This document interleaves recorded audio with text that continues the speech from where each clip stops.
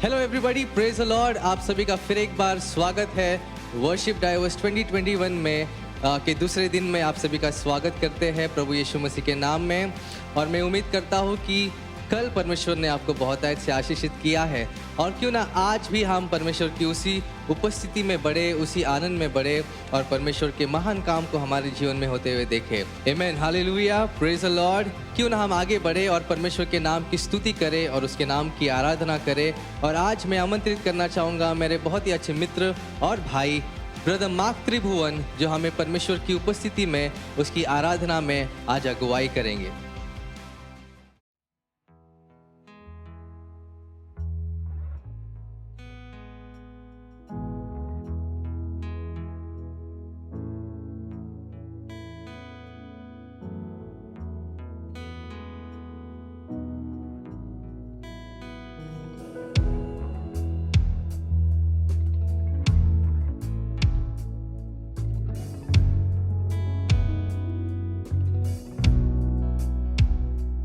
मेरा यीशु है मुझको भला,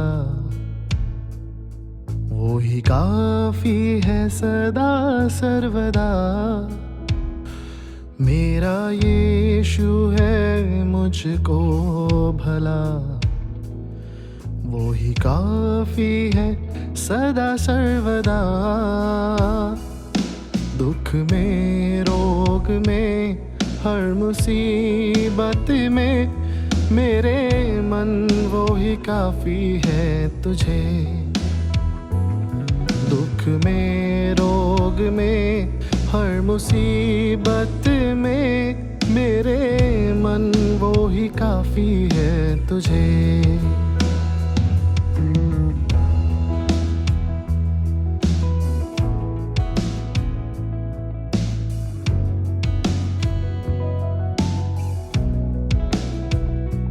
कलवरी के पहाड़ पर चढ़ा था मुकुट कांटों का सिर पर। कलवरी के पहाड़ पर चढ़ा था मुकुट कांटों का सिर पर। मेरी वेदना सब दूर करके मुझे नया जीवन प्रदान कर दिया। मेरी वेदना सब दूर करके मुझे नया जीवन प्रदान कर दिया।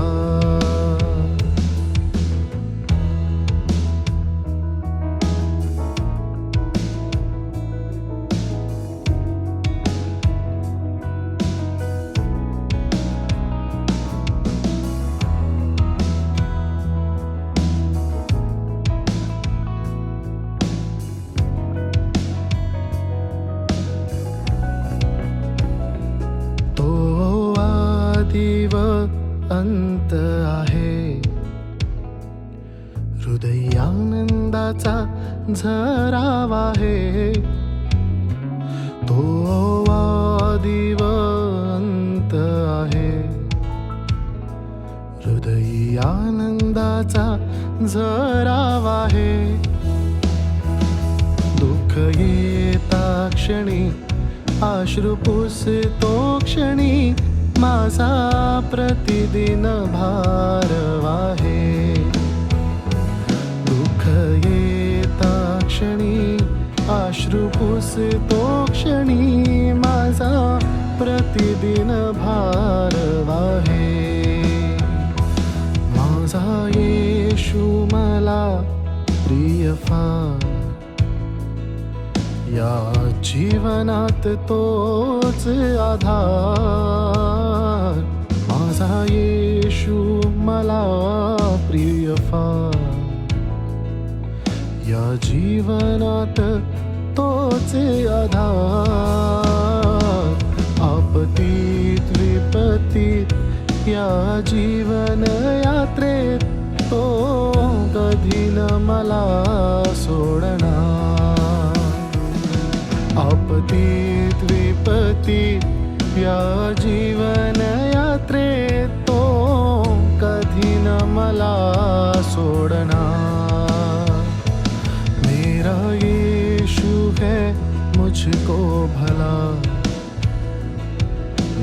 काफी है सदा सर्वदा।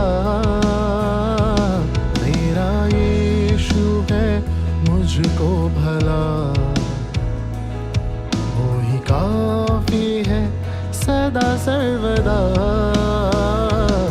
दुख में रोग में हर मुसीबत में मेरे मन वो ही काफी है तुझे। दुख में रोग में हर मुसीबत में मेरे मन वो ही काफी है तुझे। दुख में रोग में हर मुसीबत में मेरे मन वो ही काफी है तुझे। दुख में रोग में हर मुसीबत में मेरे मन वो ही काफी है तुझे। मेरे मन वो ही काफी है तुझे। मेरे मन वो ही काफी है तुझे। हालेलुया। सच में हमारा परमेश्वर हमारे लिए काफी है। हर परिस्थिति में, हर परेशानियों में वो हमारा साथ देने वाला परमेश्वर है। वो बहुत सुंदर है और हमारा पहला प्यार है। आमीन। तो आइए हम सब मिलकर इस गीत को गाएंगे जिस गीत का नाम है अवर्णित। और मैं चाहता हूँ कि हम सब मिलकर आनंद के साथ, आत्मा से भरकर, खुशी के साथ तालियों को बजाते हुए जहाँ कहीं भी से आप देख रहे हो, मैं चाहता हूँ कि हम सब मिलकर परमेश्वर की स्तुति और आराधना करें। आमीन। So let's do this.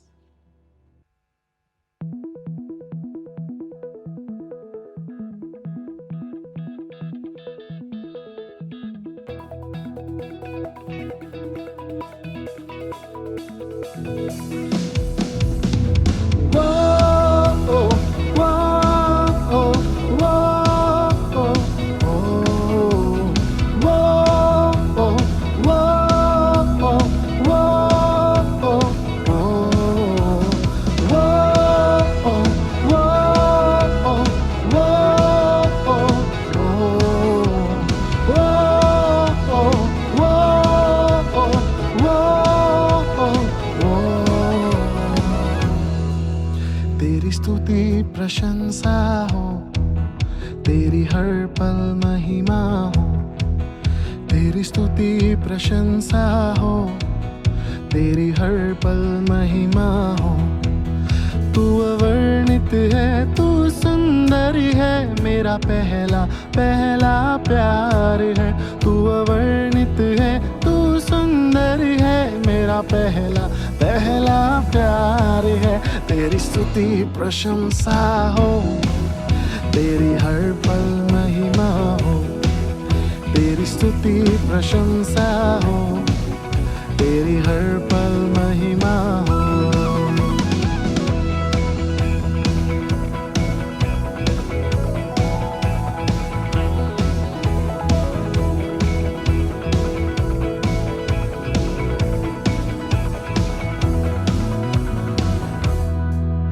मेरी निराशाओं में मेरी आशा बना तू, मेरी खामोशियों को समझा तूने प्रभु।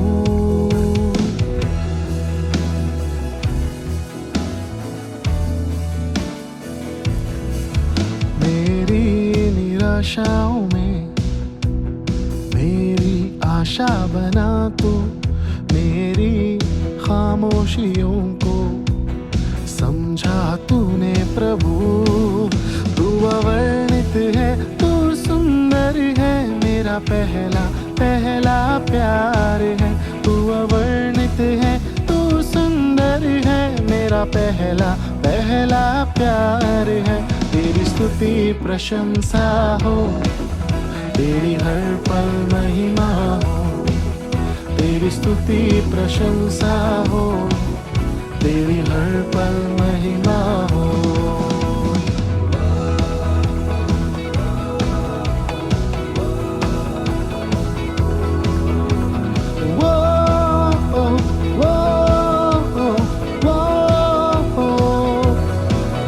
दिल की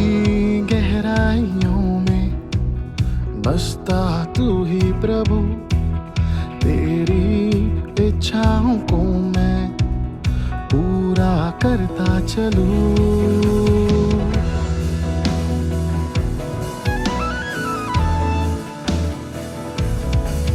दिल की गहराइयों में बसता तू ही यीशु, तेरी इच्छाओं को मैं पूरा करता चलूं। तू अवर्णित है, तू सुंदर है, मेरा पहला पहला प्यार है। तू अवर्णित है, तू सुंदर है, मेरा पहला पहला प्यार है। तेरी स्तुति प्रशंसा हो, तेरी हर पल महिमा हो। तेरी स्तुति प्रशंसा हो, तेरी हर पल महिमा हो। तू अवर्णित है, तू सुंदर है, मेरा पहला पहला प्यार है। तू अवर्णित है, तू सुंदर है, मेरा पहला पहला प्यार है। तेरी स्तुति प्रशंसा हो, तेरी हर पल महिमा हो। तेरी स्तुति प्रशंसा हो, तेरी हर पल महिमा हो। वो ओ वो ओ वो ओ वो वो ओ वो ओ वो ओ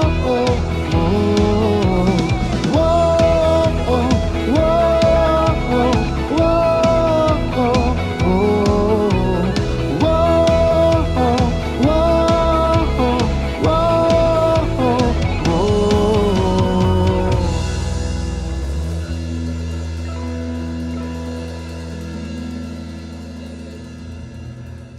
परमेश्वर के नाम को धन्यवाद देंगे, परमेश्वर की स्तुति करेंगे और इस बात के लिए परमेश्वर को धन्यवाद देंगे कि अब तक परमेश्वर ने हमें संभाला है और आज का दिन हमारे लिए हमारे जीवन में प्रभु ने दिया है। इसके लिए हम उसके नाम को धन्यवाद देंगे।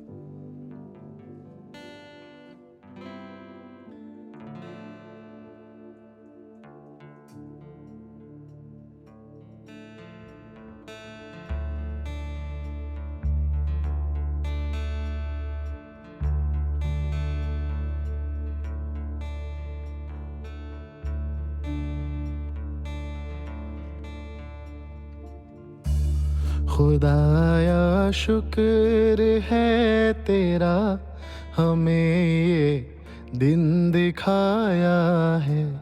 खुदाया शुक्र है तेरा, हमें ये दिन दिखाया है।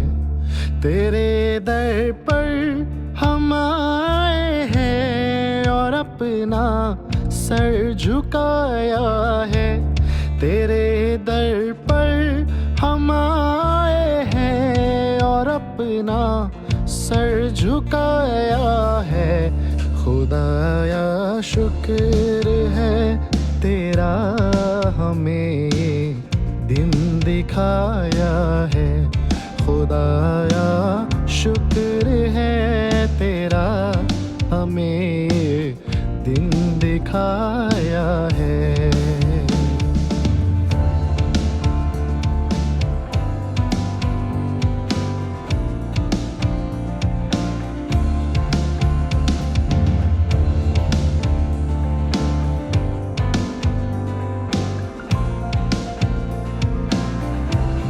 कभी हम भूल नहीं सकते मसीहा बरकतें तेरी।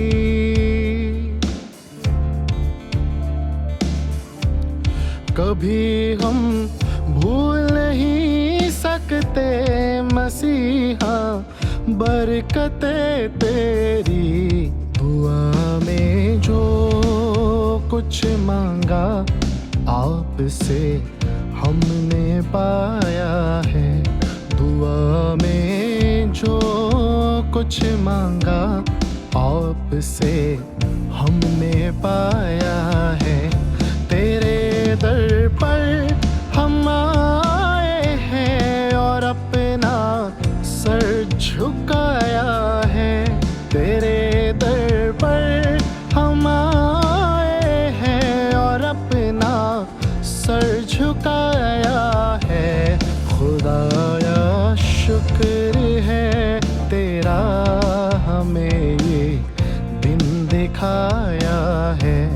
खुदाया शुक्र है तेरा, हमें ये दिन दिखाया है।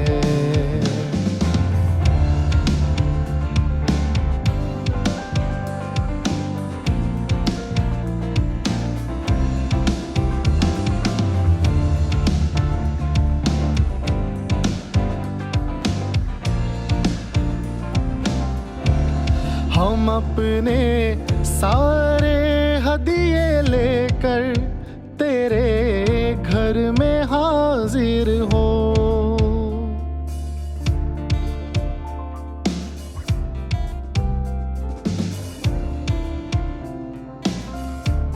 हम अपने सारे हदिये लेकर तेरे घर में हाजिर हो। कलामे पाक में तूने हमें ही सिखाया है। कलामे पाक में तूने हमें ही सिखाया है। तेरे दर पर हम आए हैं और अपना सर झुकाया है। तेरे दर पर हम आए हैं और अपना सर झुकाया है। खुदाया शुक्र है तेरा, हमें ये दिन दिखाया है। खुदाया शुक्र है तेरा, हमें ये दिन दिखाया है।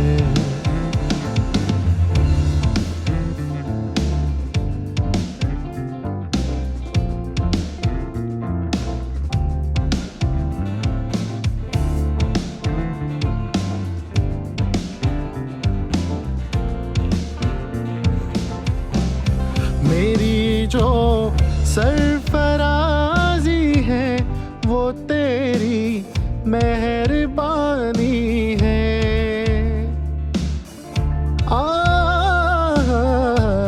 मेरी जो सरफराजी है वो तेरी मेहरबानी है। तेरे लुत्फ़ो करम का या रब किसने भेद पाया है। तेरे लुत्फ़ो करम का या रब किसने भेद पाया है। तेरे दर पर हम आए हैं और अपना सर झुकाया है। तेरे दर पर हम आए हैं और अपना सर झुकाया है। खुदाया शुक्र है तेरा, हमें ये दिन दिखाया है। खुदाया शुक्र है तेरा, हमें ये दिन दिखाया है।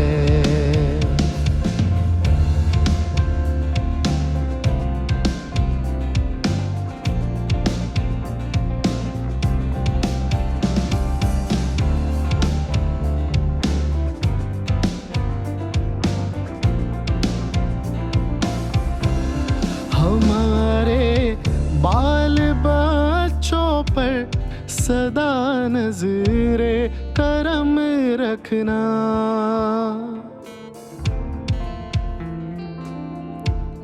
हमारे बाल बच्चों पर सदा नज़रे करम रखना। कि जैसे आज तक रहमत का तेरी हम पर साया है। कि जैसे आज तक रहमत का तेरी हम पर साया है। तेरे दर पर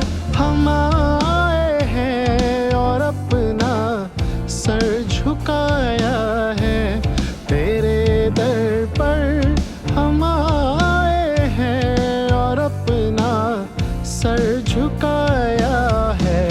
खुदाया शुक्र है तेरा, हमें ये दिन दिखाया है। खुदाया शुक्र है तेरा, हमें ये दिन दिखाया है। तेरे दर पर हम आए हैं और अपना सर झुकाया है। तेरे दर पर हम आए हैं और अपना सर झुकाया है। खुदाया शुक्र है तेरा, हमें ये दिन दिखाया है।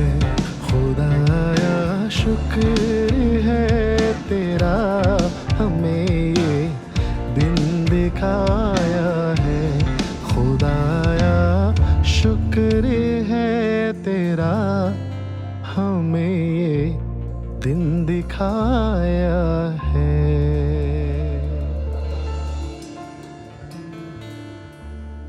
हालेलुया। सच में हम परमेश्वर का शुक्र अदा करना चाहिए, क्योंकि परमेश्वर हर एक दिन हमारे लिए हमारे जीवन में देता है। आमीन। सच में उसने हमारे जीवन में इतनी आशीषों को किया है, इतनी अद्भुत आशीषें उसने हमारे जीवन में की है। हम हर एक आशीषों को, हर एक अच्छी बातों को, हर एक उसकी दया और उसकी कृपा को याद करते हुए हम उसके नाम को धन्यवाद देंगे, उसकी स्तुति करेंगे। हालेलुया। आइए हम सब मिलकर परमेश्वर की स्तुति और उसकी आराधना करेंगे। मैं चाहता हूँ कि हम सब मेरे साथ मिलकर अपनी आंखों को बंद करें, अपने सरों को झुकाएं, अपने ध्यान को, अपने मन को परमेश्वर की ओर लगाएं और परमेश्वर से कहे, प्रभु तेरे सारे वरदानों के लिए, तेरे सारे आशीषों के लिए मैं तेरे नाम को धन्यवाद देना चाहता हूँ, तेरी स्तुति करना चाहता हूँ।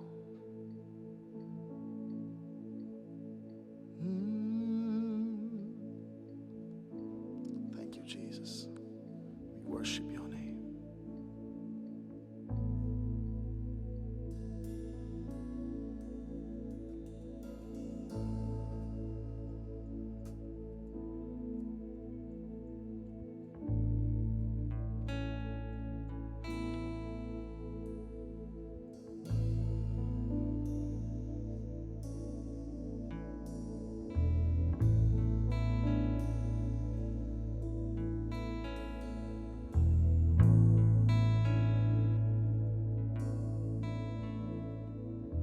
आंधियां बन के आए जिंदगी के फिकर, आंधियां बन के आए जिंदगी के फिकर। कौन है तेरा रचने वाला, है भरोसा तेरा किधर। कौन है तेरा रचने वाला, है भरोसा तेरा किधर। गिन गिन के स्तुति करो, बेशुमार तेरे दानों के लिए। अब तक तूने संभाला मुझे, अपनी बाहों में लिए हुए। अब तक तूने संभाला मुझे, अपनी बाहों में लिए हुए। गिन गिन के स्तुति करो,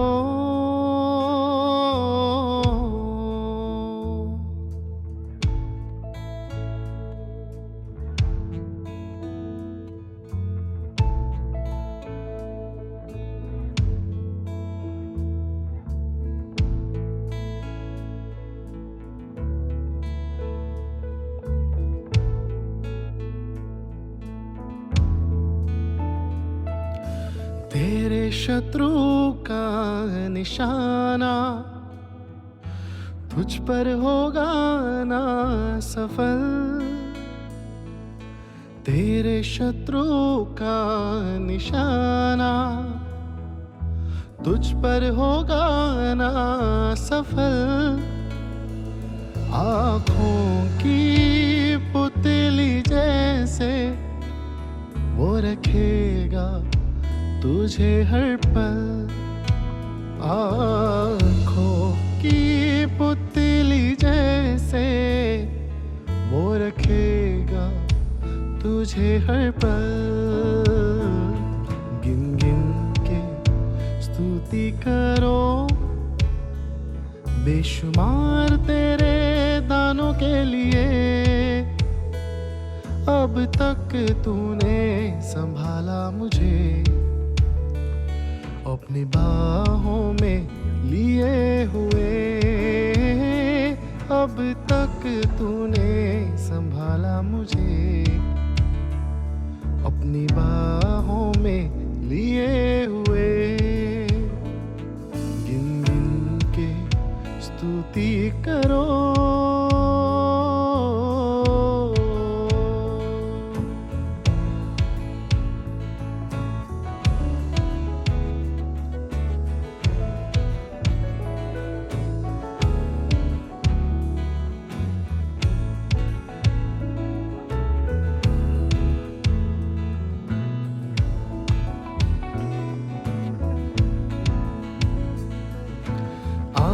तुझे जो मिटाने वे शस्त्र होंगे बेअसर। आए तुझे जो मिटाने वे शस्त्र होंगे बेअसर। तेरा रचने वाला तुझ पर रखता है अपनी नजर। तेरा रचने वाला तुझ पर रखता है अपनी नजर। गिन गिन के स्तुति करो, बेशुमार तेरे दानों के लिए। अब तक तूने संभाला मुझे, अपनी बाहों में लिए हुए। अब तक तूने संभाला मुझे, अपनी बाहों में लिए हुए। अब तक तूने संभाला मुझे, अपनी बाहों में लिए हुए। गिन गिन के स्तुति करो, बेशुमार उसके दानों के लिए। अब तक उसने संभाला हमें, अपनी बाहों में लिए हुए। अब तक उसने संभाला मुझे, अपनी बाहों में लिए हुए। अब तक उसने संभाला मुझे, अपनी बाहों में लिए हुए। अब तक उसने संभाला हमें, अपनी बाहों में लिए हुए। सच में परमेश्वर ने हमें संभाला। हमारे हर परिस्थितियों में परमेश्वर हमारे साथ रहा। उसने हमारा हाथ कभी नहीं छोड़ा, हमारा साथ कभी नहीं छोड़ा। हमारे जीवन में कितनी आंधियां आई, कितने तूफान आए, कितनी लहरें उठी, लेकिन खुदा ने हमारा हाथ कभी नहीं छोड़ा। उसने हमें कभी अकेला नहीं छोड़ा। आज तक, अब तक खुदा ने हमें संभाला है। अब तक हमें जीवित रखा है, सही सलामत रखा है, जिंदा रखा है। इसलिए हम उसके नाम को धन्यवाद देंगे, उसकी स्तुति और उसकी आराधना करेंगे।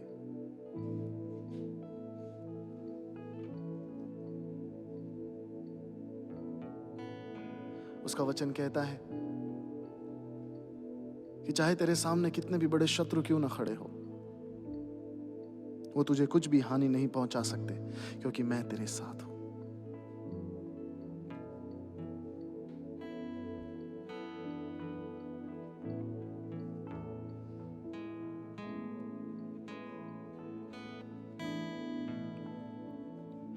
तेरे शत्रु का निशाना तुझ पर होगा ना सफल।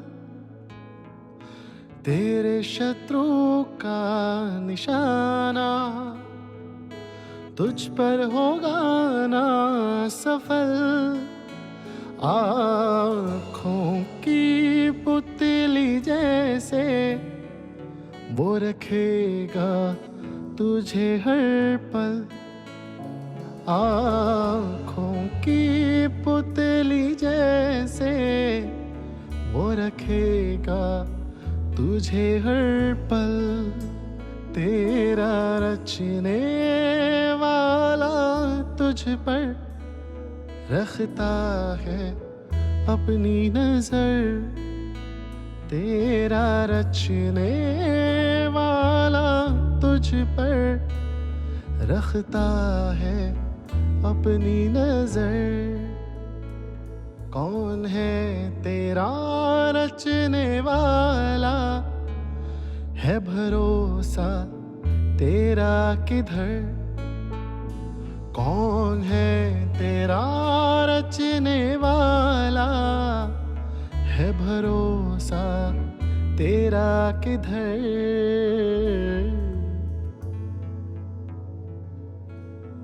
Thank you Jesus, we worship your name. सारा आदर सारी महिमा हम तेरे नाम को देते खुदा।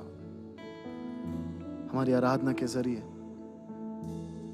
तेरी महिमा हो, तेरी उपस्थिति हमारे बीच में बनी रहे खुदा। सारा आदर सारी महिमा स्तुति और प्रशंसा सिर्फ और सिर्फ आपके नाम को मिले। यीशु मसीह के नाम से मांगते सुनो और कबूल करें पिता। आमीन एंड आमीन। प्रभु आप सभी को आशीष दे। May God bless you all.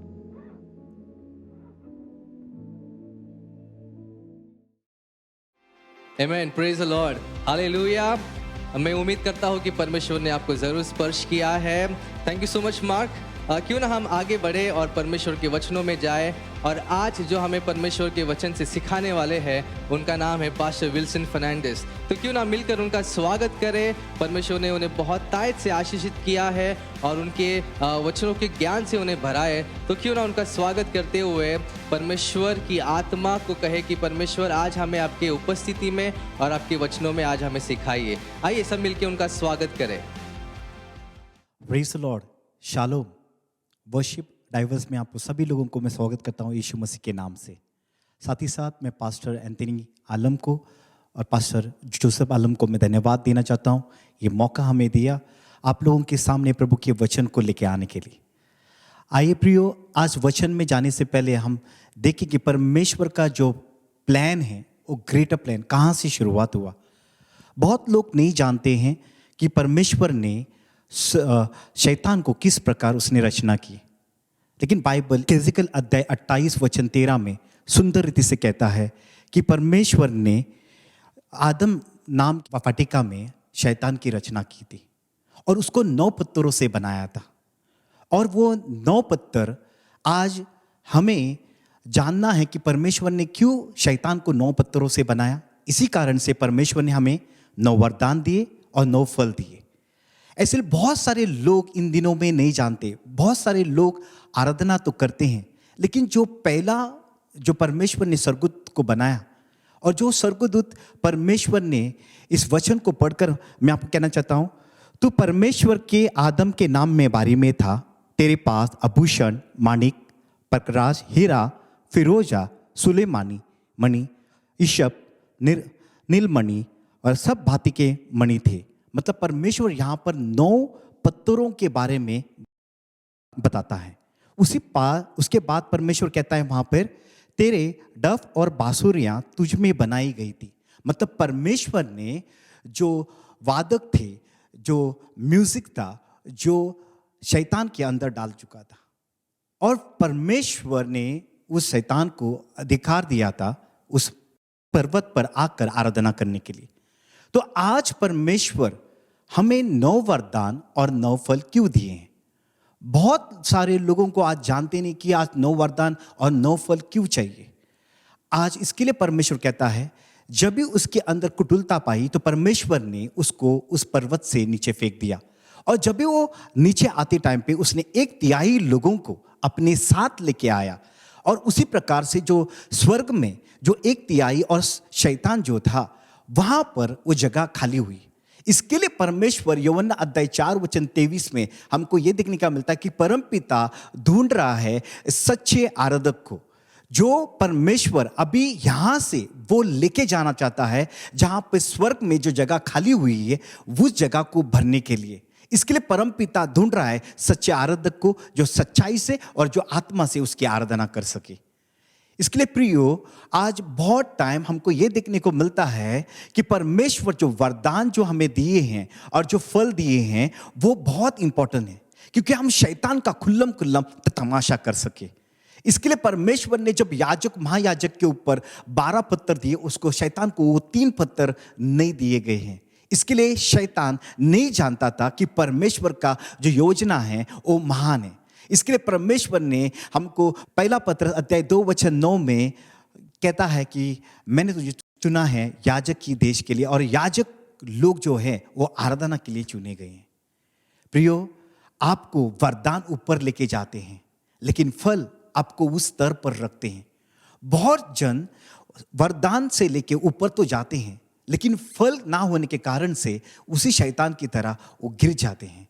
क्योंकि जब आपके पास वरदान है तो आप ऊपर जाओगे प्रभु की स्तुति आराधना करने के लिए, लेकिन जो फल है आपको वही स्तर पर रखेगा प्रभु की आराधना करने के लिए। और जितने भी जो नौजवान हैं इन दिनों में जो आराधना करना चाहते हैं, जो परमेश्वर से आपको वरदान मिला है वो आपको ऊंचाई तक लेके जाएगा, लेकिन आपके जो फल है वो स्तर पर आपको रख देगा जहां पर परमेश्वर उसकी आराधना उसकी स्तुति करने के लिए।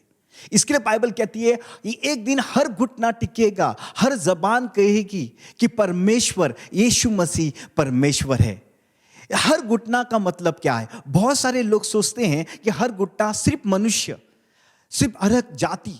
नहीं प्रियो, बाइबल ये कहती है किसके पास भी जो घुटना है, चाहे वो जानवर के पास, चाहे जबान वो मछली या पंछी या जानवर या मनुष्य, हर एक घुटना एक दिन टिकेगा और हर एक जबान कहेगी कि परमेश्वर परमेश्वर है।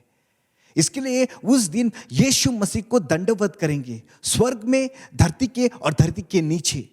प्रियो, परमेश्वर ने एक ऐसा दिन ठहराया है कि हर एक जन उसकी स्तुति करेगा। लेकिन प्रियो, उसके पहले वो सच्चे आराधक को ढूंढ रहा है, क्योंकि जिस जगह जो खाली हुई थी स्वर्ग में, वो जगह को परमपिता सच्चे आराधक को ढूंढ रहा है और वहां पर वो लेके जाना चाहता है। हालेलुया। इसके लिए प्रियो, आज बहुत टाइम हमको ये देखने को मिलता है कि परमेश्वर क्या चाहता है। परमेश्वर आज उस सच्चे आराधक की खोज कर रहा है।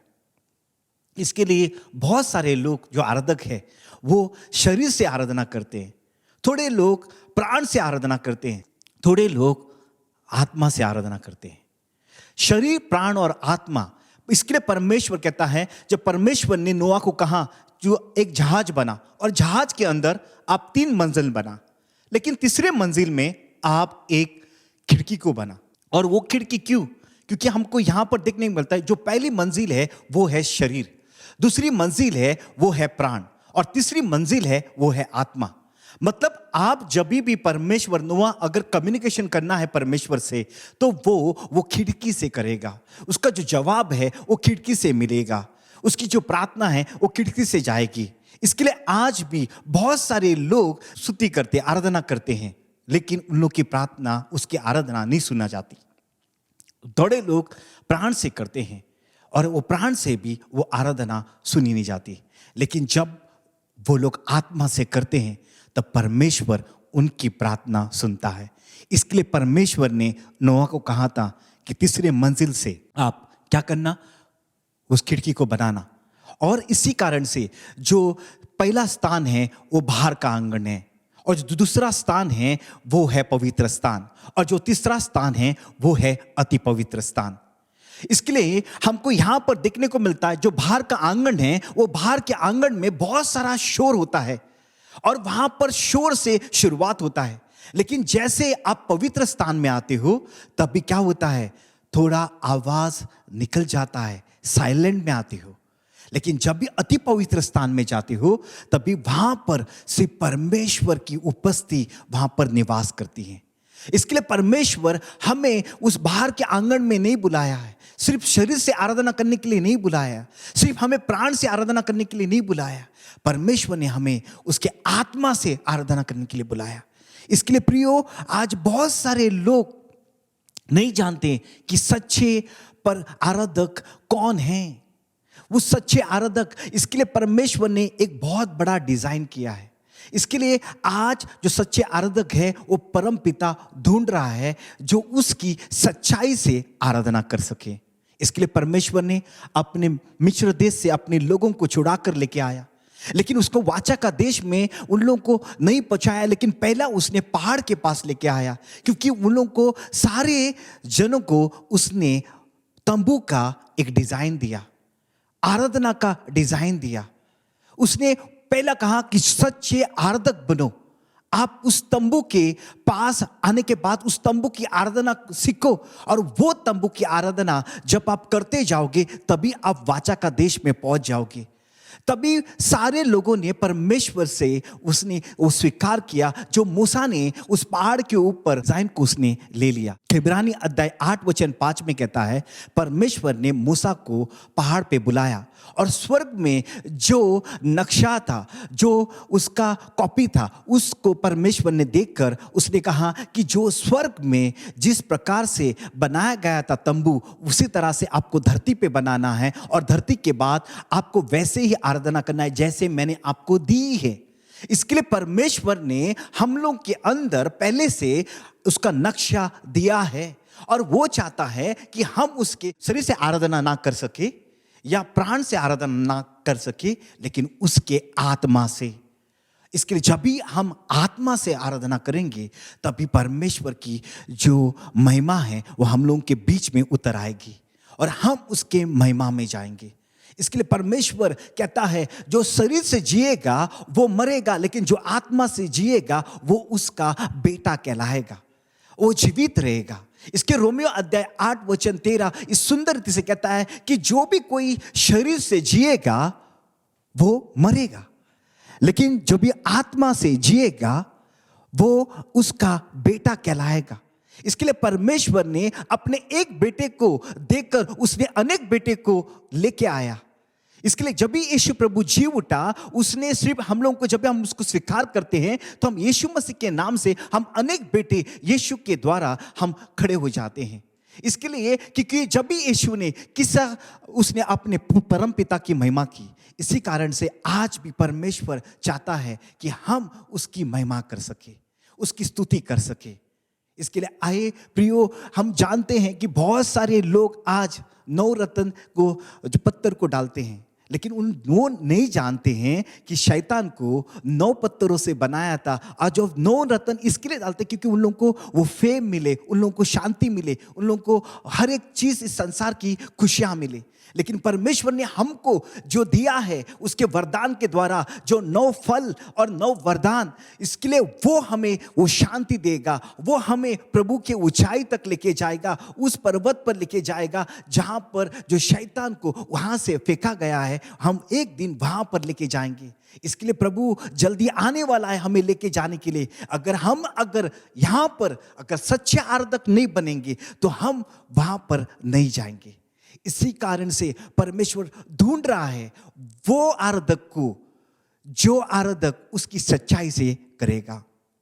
बहुत टाइम हमको ये लगता है कि बहुत सारे जो आराधक लोग हैं उन लोगों के बड़े बड़े स्टेज होते हैं, बड़े बड़े वीडियो आते हैं, तो भी हमको भी लगता है कि हम उसी प्रकार से हो, हमें कोई नहीं देख रहा है। लेकिन मैं आपको कहना चाहता हूं, जो दाऊद राजा वो जंगल में था और उसको कोई नहीं देख रहा था, सिर्फ परमेश्वर देख रहा था उसकी आराधना को। और परमेश्वर ने चाहे उसके अपने पिता हो, अपने भाई हो, दाऊद को इनकार किया कि ये योग्य नहीं है उस राजा बनने के लिए। लेकिन परमेश्वर ने दाऊद को देखा, क्योंकि उस जंगल में देखा कि वो सच्चाई से आराधना कर रहा था। अगर आप सच्चाई से अपने घर में, अपने सच्चाई से उस हाउस चर्च में, आप सच्चाई से आप जगह पे, जिस जगह पे आप आराधना कर रहे हो, परमेश्वर देख रहा है बड़े चीज के लिए। इसके लिए प्रियो, मैं जितने लोगों को कहना चाहता हूं, आपकी आराधना जब आप अकेले में करते हो तो परमेश्वर का चुनाव आपके साथ होता है। और आप सभी जन जहां पर भी इस समय पे देख रहे हो कि परमेश्वर का चुनाव आपका हो चुका है। क्योंकि जब भी आप अकेले में जब आराधना करते हैं, दाऊद की तरह उस जंगल में, चाहे कोई उसको भाई नहीं देख रहा था, चाहे उसका पिता नहीं देख रहा था, चाहे उसको उसके कोई दोस्त नहीं देख रहे थे, लेकिन परमेश्वर दाऊद को देख रहा था कि वहां पर वो दाऊद वहां पे आराधना कर रहा है। जब सैमुएल आया और दाऊद के ऊपर अभिषेक किया, जब ही राजा होने के लिए, उसको राजपाट नहीं मिला, लेकिन उसके अनॉइंटिंग के द्वारा उसको राज्य को हासिल करना था। इसके लिए आज परमेश्वर ने आपको अभिषेक किया है, क्योंकि वो राज्य को आपको हासिल करने के लिए।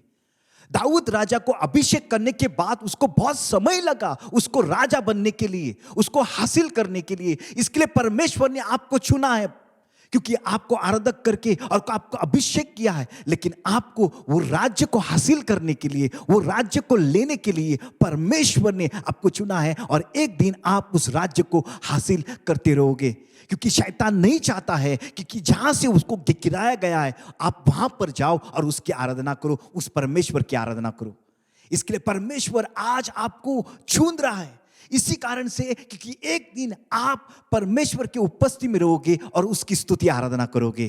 परमेश्वर महान है, वो आपको हर एक क्षेत्र से वो देख रहा है कि कौन मेरा वो सच्चा भक्त है जो मेरी सच्चाई से आराधना करेगा। प्रभु जब भी समरिया स्त्री के पास गया, उसके पास घड़ा था और वो घड़ा, वो परमेश्वर कहने लगी मुझे कोई भी, मैं पापी हूं। और प्रभु ने उसको कहा कि किस प्रकार से उसके जो पति थे और उस पतियों को वो नाम कहने लगे। और जब भी परमेश्वर ने उस सारे पतियों के जो कहना 5 पति हो चुके हैं और 6ठे पति के साथ आप रह रही हो, तभी परमेश्वर ने वहां पर एक अद्भुत बातें की। मालूम है उस 5 पतियों का नाम, उस 5 पति का नाम का मतलब, जो पहला पति है वो है मिस्र, दूसरा पति का नाम है अशीरिया, तीसरा पति का नाम है बेबीलोन, चौथा पति का नाम है अशीरिया, 5वां पति का नाम है यूनानी, ग्रीक। इज़राइल के ऊपर कर रहा था वो राज्य, तभी उसका 6ठा पति था। लेकिन परमेश्वर कहता है अभी वक्त आया है, ये सारे राज्य आपके ऊपर राज किए और ये लोग आपको सच्चाई से और आत्मा से आराधना करने को नहीं दे रहे। लेकिन अभी एक समय आएगा, ना उस पहाड़ के ऊपर, मतलब मूसा का जब भी आराधना हो रहा था, ना उस पहाड़ के ऊपर, ना उस यरूशलेम में जहां पर मंदिर था, लेकिन प्रभु कहता है अब से कोई भी सच्चाई से और आत्मा से जहां से भी करेगा, वहां पर परमेश्वर उसकी आराधना सुनेगा। लेकिन आज प्रभु 1 कुरिन्थियों अध्याय 3 वचन 16 में कहता है तुम एक जीवित मंदिर हो और परमेश्वर आपके अंदर उसका आत्मा निवास करता है। अगर आप जीवित मंदिर हो, मतलब आपके द्वारा परमेश्वर आराधना चाहता है। जब भी परमेश्वर ने तंबू बनाया, चाहे मंदिर बनाया, लेकिन परमेश्वर ने वहां पर आराधना क्यों रखी? क्योंकि वहां पर परमेश्वर उस आराधना को स्वीकार करता है। इसके लिए आइए प्रियो, हम बाहर के आंगन की में ना रहे, क्योंकि सिर्फ शोर होता है वहां पर, क्योंकि वहां पर सिर्फ लेवी रहते हैं। लेकिन परमेश्वर कहता है तुम याजक बनकर उस पवित्र स्थान में आ जाओ, और परमेश्वर ने हम लोगों के लिए उसके अनुग्रह के द्वारा वो पर्दे को फाड़ दिया है और हम उसकी उस उपस्थिति में आ जाए, उस एकांत में आ जाए, हम उसकी आराधना कर सके। बहुत टाइम हम चाहते हैं कि हम सब लोगों के साथ आराधना कर सके, लेकिन प्रभु आज आपको अकेले में बुला रहा है उसकी स्तुति करने के लिए। कि कौन तैयार है, कौन तैयार है उसकी स्तुति करने के लिए? आप कितने भी उन सारे जो आराधक हैं उन लोगों को कह सकते हो, आप पूछ सकते हो उन लोगों को कि परमेश्वर, क्या आप लोगों ने कभी अकेले में प्रार्थना की या आराधना की? वो कहेंगे उन लोगों ने सारा जीवन अपना अकेले में आराधना में बिताया है। प्रियो, जो भी गीत आते हैं, जो भी परमेश्वर के नाम से वो गीत लिखते हैं, उस अकेले में एकांत में आकर वो लोग परमेश्वर के वो गीतों को ले रहे हैं। प्रियो, आज मैं कहना चाहता हूं यहां पर कि कितने सारे लोग हैं आज परमेश्वर की आराधना तो कर रहे हैं, लेकिन शोर में और चिल्लाकर, जो बाहर के आंगन में है, लेकिन प्रभु चाहता है उस आंगन को छोड़कर उस पवित्र स्थान में आकर हम प्रभु के साथ संगति करें और उसके अति पवित्र स्थान में आकर और उसके साथ संगति कर सके। प्रियो, हमें शोर भी चाहिए जब शुरुआत में। इसके लिए जब भी आराधना शुरुआत होती है तो भी स्तुति के गीत के साथ होती है, क्योंकि आप बाहर के आंगन से शुरुआत करते हो। जब भी आराधना होती है तभी आप पवित्र स्थान में पहुंचते हो, क्योंकि बहुत सारे लोग जब भी आराधना शुरुआत करते हैं बाहर के आंगन से ही वो पीछे जाते हैं। लेकिन प्रभु हमें उस बाहर के आंगन से उस आराधना में बुला रहा है, स्तुति से हमको आराधना में बुला रहा है, क्योंकि हम उस अति पवित्र स्थान में जाए और प्रभु के साथ हम संगति कर सकें। तभी हम सच्चे आराधक बनेंगे। प्रभु का एक वचन है, पूरे दिल से, पूरे मन से और पूरे शक्ति से प्रभु की आराधना करनी चाहिए। लेकिन प्रियो, हम कहते हैं पूरे दिल से का मतलब अति पवित्र स्थान, पूरे मन से का मतलब पवित्र स्थान, और पूरे शक्ति से वो बाहर का आंगन। आप कहां से शुरुआत करना चाहते हो? जब भी आराधना, जब भी हम अति पवित्र स्थान में पहुंचेंगे तभी प्रभु कहता है पूरे दिल से, पूरे मन से और पूरे शक्ति से तभी तुम आराधना करोगे तो प्रभु आपकी आराधना वो सुनेगा। आपका तो चढ़ाया हुआ धूप है वो सुनेगा। इसके लिए परमेश्वर 3 चीज यहां पर लेके आना चाहता है। वो कहता है, पहला वो आदेश देता है कि मुझे पहलौठा लेके आओ। आराधना के साथ वो कहता है जो बलिदान मैंने आपको दिया है वो लेके आओ। मैंने आपको जो जो चीजें दी है उस प्रकार से लेके आओ। इसके लिए परमेश्वर ने कहा अब्राहम को, आपके बेटे को लेके उस पहाड़ पे आओ और वहां पर मेरी आराधना करो। प्रियो, परमेश्वर कभी कभी आपको आदेश देगा कि मेरे चरणों के पास आ जाओ। तभी आप तैयार हो क्या? तभी आप तैयार हो क्या? और उसी प्रकार से मैं वापस जाना चाहता हूं वो समरिया स्त्री के पास। जब उसको परमेश्वर ने कहने के बाद वो कहा था ना उस पहाड़ के ऊपर ना उस यरूशलेम में, तो परमेश्वर ने कहने के बाद तो वो कहने लगी कि तू सच्चा मसीहा है। तो उसने अपने हाथ में जो घड़ा था उसने वो फेंक दिया। जब भी उसको सच्चाई मालूम होगी, ना उस पहाड़ के ऊपर ना उस यरूशलेम में, उसने हाथ का घड़ा था वो फेंक दिया और वो चिल्ला कर गई और पूरा गांव एक ही स्त्री के द्वारा बच गया। प्रियो, उस सुसमाचार सुना दिया उसने सारे लोगों को। जब तक अपने हाथों से जो चीज आपने ली है, पकड़ी है, जब तक आप नहीं छोड़ोगे तब तक आप परमेश्वर की सेवा नहीं कर सकते हो। आज बहुत टाइम ने अपने हाथों के अंदर बहुत कुछ रखा है जो हम लोग उस हाथ में पकड़कर हम उसकी आराधना करना चाहते हैं, हम उसके सच्चाई की आराधना करना चाहते हैं। लेकिन जब तक वो समरिया स्त्री ने जब ये बातें सुनी तभी उसने अपने हाथ का घड़ा जो है उसने वो रख दिया और वो चिल्ला कर गई और परमेश्वर के उत्तम काम को किया। लेकिन जब तक प्रियो अपने हाथ का घड़ा जो घड़ा है वो हाथ में पकड़ लोगे लेकिन आप उसको नहीं रखोगे तो आप प्रभु की सेवा, उसकी आराधना नहीं कर सकते।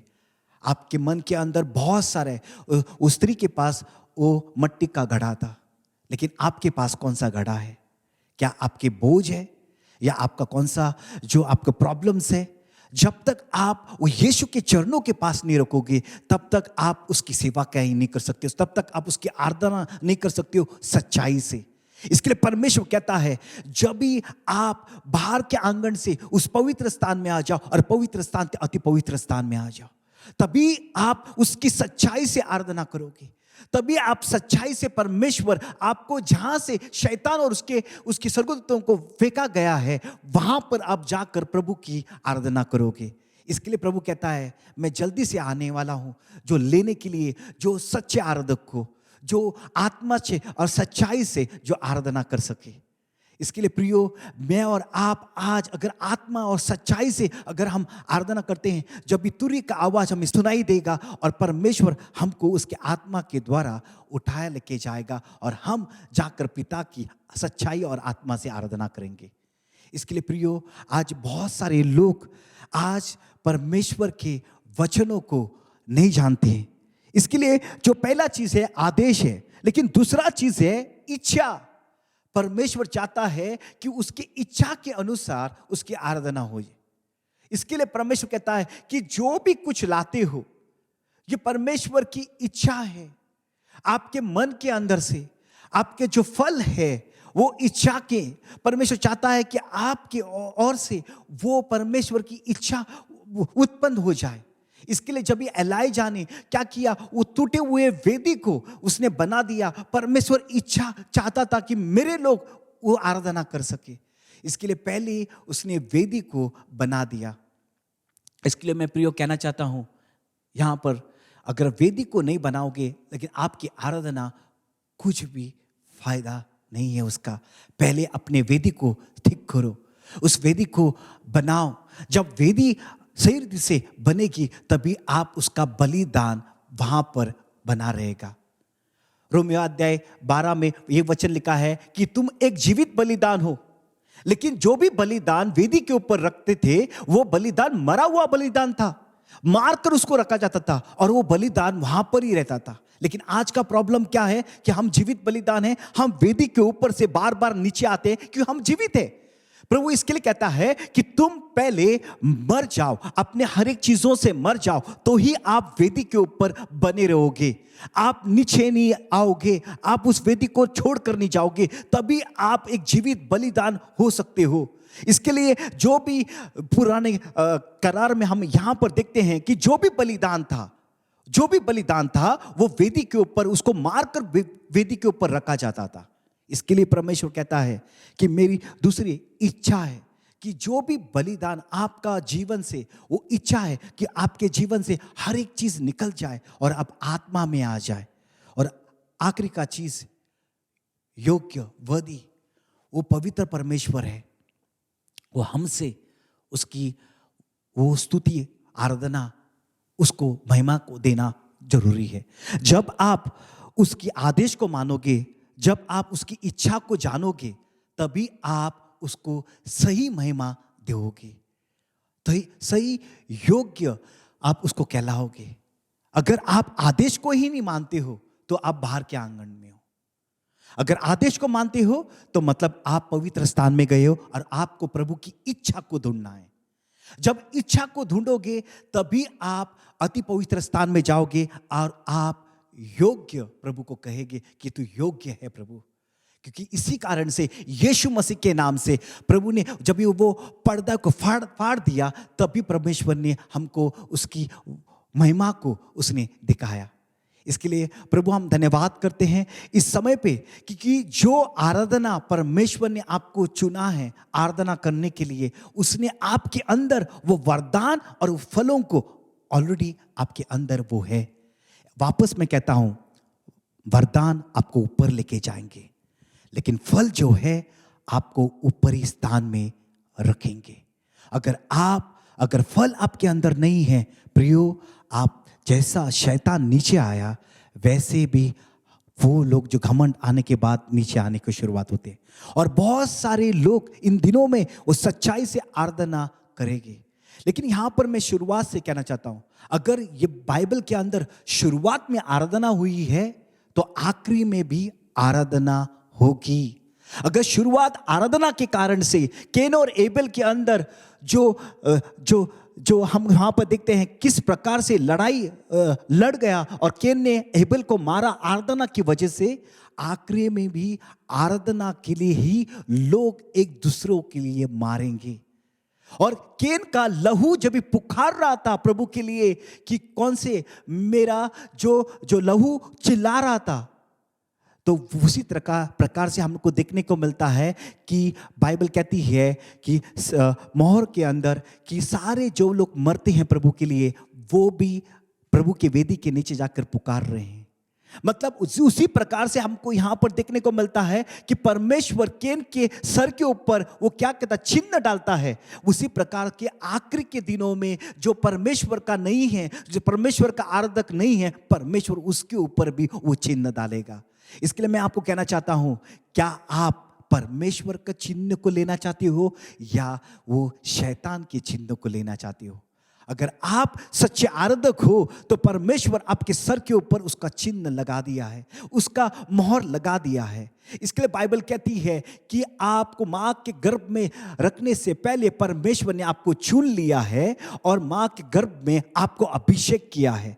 मतलब आप साधारण नहीं हो प्रियो, आप चुने हुए हो। आपको चाहे कोई नहीं देखता, लेकिन आपका जो आवाज है, आप प्रभु की स्तुति कर रहे हो। शायद आपको कोई आदर नहीं करता, लेकिन परमेश्वर आपको आदर करेगा। और आइए हम इस समय पे हम प्रार्थना करें। मैं जितने लोग ये यहाँ पर कहना चाहता हूँ जो सच्चे आराधक बनना चाहते हैं, चाहे इतने दिन से आपने शरीर से किया या प्राण से किया, लेकिन आज आप परमेश्वर आपको आत्मा से करने के लिए सहायता करेगा।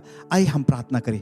प्रभु हम धन्यवाद करते हैं जितने भी लोग प्रभु आज इस समय पे इस वचन को सुन रहे हैं प्रभु यीशु राजा, प्रभु सभी लोगों के जीवन में तेरा कार्य होने दो प्रभु। आप उन लोगों को सच्चे आराधक बनाना प्रभु, और जब भी तुरही का आवाज आएगा प्रभु, इन लोगों को रूपांतर करके उस स्वर्ग में जाकर वो लोग उस आराधना को, उस पिता की आराधना कर सके प्रभु। हम प्रार्थना करते हैं हम सब जन प्रभु हमको तैयार कर प्रभु एक सच्चे आराधक बनने के लिए, हम सभी लोगों को प्रभु यीशु राजा। और मैं धन्यवाद देता हूं वर्शिप डाइवर्स को प्रभु यीशु राजा। प्रभु जितने भी लोग हैं इस समय पे, सारे लोग जो वचन सुन रहे हैं प्रभु यीशु राजा, इस माध्यम के द्वारा, वर्शिप डाइवर्स के द्वारा प्रभु लोग आशीषित हो रहे हैं प्रभु। मैं धन्यवाद देता हूं इस मिनिस्ट्री के लिए प्रभु, और बहुत सारे लोग आशीषित हो जाए यीशु नासरत के नाम से, आमीन। आमेन, हालेलुया, प्रेज द लॉर्ड। क्यों ना इस सुंदर से वचन के लिए हम परमेश्वर को धन्यवाद देंगे। और ये मैं उम्मीद करता हूँ कि आज की आराधना में और आज के वचनों में परमेश्वर ने आपके जीवन से बातें की है और आपके परिवार में एक बड़ा काम किया है। मैं फिर एक बार हमारे फाउंडर पास्टर एंथनी राज को आमंत्रित करना चाहूँगा, और आइए हम देखें कि परमेश्वर ने जो दर्शन, जो विजन उन्हें दिया है, उसे सुने, उसे देखें और परमेश्वर के द्वारा आशीषित हो। हेलो एवरीवन, मैं पास्टर एंथनी राज आपके सामने वर्शिप डाइवर्स का विजन रखना चाहता हूं। हमें एक प्लॉट की ज़रूरत है जहां हम वर्शिप स्कूल और एक स्टूडियो खोलना चाहते हैं, जिस स्टूडियो के माध्यम से हम अभिषिक्त गीतों को रिकॉर्ड करेंगे और आप तक पहुंचाएंगे। मेरी 28 साल की सेविकाई जो प्रभु ने मेरे जीवन में किए हैं, उसका इम्पार्टेशन मैं उन तमाम आराधकों के जीवन में लाना चाहता हूं। अगर आप किसी भी तरह से हमसे जुड़ना चाहते हैं, प्रार्थना के माध्यम से, देने के माध्यम से, कोई भी जरिए से अगर आप हमसे जुड़ना चाहते हैं, नीचे के दिए गए डिटेल्स को हमें आप संपर्क करें, और ताकि उस योजना में आप भी शामिल हों और मिलकर हम प्रभु के राज्य के लिए आगे बढ़ सकें। सो प्रभु आप सभी को आशीष करें। God bless you.